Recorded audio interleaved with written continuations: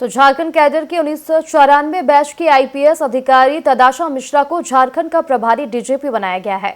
तदाशा मिश्रा अगले ही महीने 31 दिसंबर को सेवानिवृत्त भी हो जाएगी।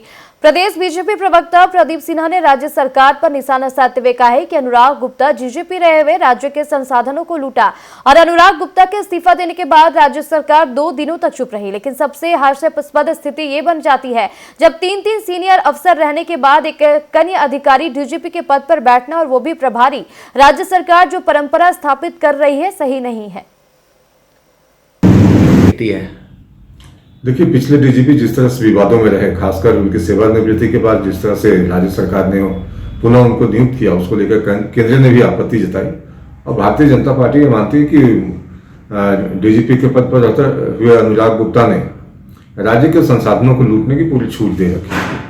अब मैं समझता हूँ कि कतिपय कारणों से उनको इस्तीफा देना पड़ा, लेकिन इस्तीफे के बाद जो परिस्थितियां आई कि सरकार 2 दिन तक तो उनके इस्तीफे को लेकर असमंजस में थी कि स्वीकार करें अस्वीकार करें। अंततः सरकार का पक्ष आया कि उनके इस्तीफे को स्वीकार कर लिया गया और तदाशा मिश्रा को प्रभारी के तौर पर 2 महीने के लिए 1-1.5 महीने के लिए उनको प्रतिनियुक्त किया गया डीजीपी के तौर पर।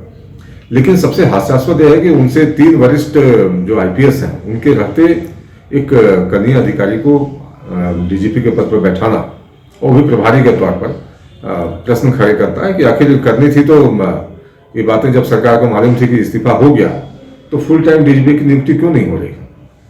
पहले भी जो डीजीपी अभी रिटायरमेंट लिए वो भी प्रभारी के तौर पर ही थे, बाद के दिनों में फिर उनको कंफर्म किया गया। तो इस तरह से जो परंपराएं स्थापित की जा रही है उचित नहीं।